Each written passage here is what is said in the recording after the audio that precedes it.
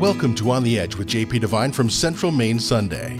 On the Edge with JP Devine audio is sponsored by Sprague & Curtis Real Estate, the largest full-service real estate brokerage in Central Maine's capital region, selling properties, helping people, getting it done. Visit their website at spragueandcurtis.com. Now here's JP Devine. Give me a few minutes of your time this morning to tell you what I'm thinking about today. I'm thinking about 3-year-old Aiden Galicia Lopez, who was separated from his mother on the Texas border for 4 months. I ask you to think about Aiden as you watch your 3-year-old playing in the yard, or your 3-year-old grandchild who, at this moment, may be sitting on your lap. Try to imagine them gone. Yes, just gone. 4 months.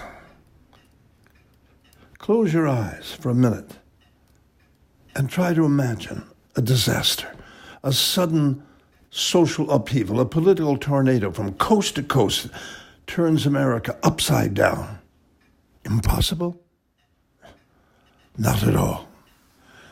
It's happened before all over the world. Read about the Great Depression, the Holocaust in Europe. Think about Syria. 4 months. That would be Thanksgiving before you saw them again. And then a bureaucrat from the Department of Health and Human Services may hand you a paper saying they've lost track of them. It's been reported this week that we've lost track of 1,475 immigrant children. Lost track. Sí, perdido in America, like socks in a mass of laundry. This morning, while I was sitting in a coffee shop, someone left the New York Times on the table beside me. There, on the front page, was this picture of Aiden Galicia Lopez, just 3 years old, who was pulled from his mother's arms at the border. This week, Aiden was found and returned to his mother. I'm sure she thanked the Virgin of Guadalupe that he is back in her arms. He's with his mother now, and everything will be okay. Well, that's good. You're thinking we can go back to our bacon and eggs? No. Another cup of coffee. He's okay. No. He will not be okay. It will never be okay for Aiden Galicia Lopez. I can tell you that he will never forget 1 minute of those 4 months, not one sleepless night, not one day or week. Years from now, if things work out for Aiden, he may get lucky and grow up in America. He may go to school, become a carpenter, or perhaps a doctor. It's more likely that he will only cut grass or wait tables in the rich white American's restaurant. Who can tell? The article I read was written in Texas for the New York Times on Sunday, July 14, by Dan Barry, Miriam Jordan, Annie Correa, and Manny Fernandez. These are the journalists that your president calls sick people, really bad people, enemy of the American people. These sick people discover this in the wire cages of Texas in those huge refitted Walmarts. The boys and girls there are given rules. These are the rules read and reported by these 4 New York Times sick and bad people, these enemies of the American people. 1, do not misbehave. Do not sit on the floor. Do not share your food. No hugging or kissing. Do not touch another child. Even if that child is your hermanito or hermanita, your little brother or sister, do not use nicknames. Also, it is best not to cry. Doing so might hurt your case. Do not cry. Lights out by 9 p.m. and lights on at dawn. Do not cry.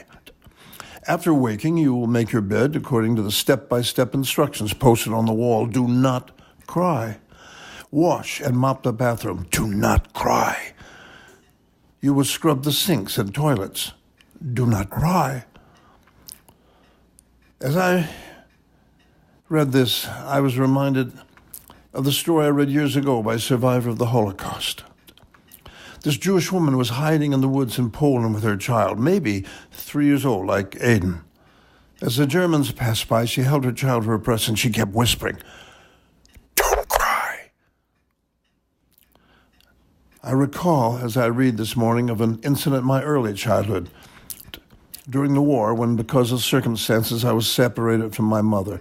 It's a story that is still too personal to share. Not as dire as Aidan's, but unforgettable.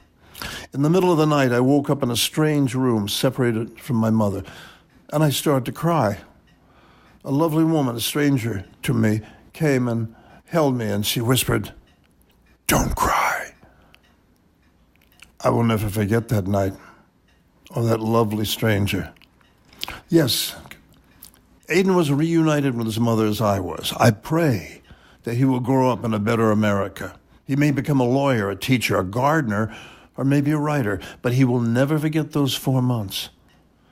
In the middle of the night when he's 24, 54, even 84, he will wake in a sweat, and he will remember. Ve con Dios, Aidan. Ve con Dios.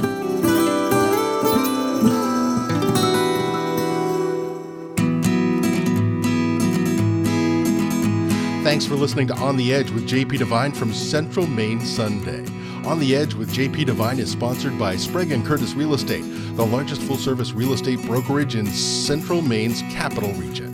Selling properties, helping people, getting it done. Visit their website at spragueandcurtis.com. Make sure you pick up Central Maine Sunday this week wherever newspapers are sold, and visit our website at centralmaine.com.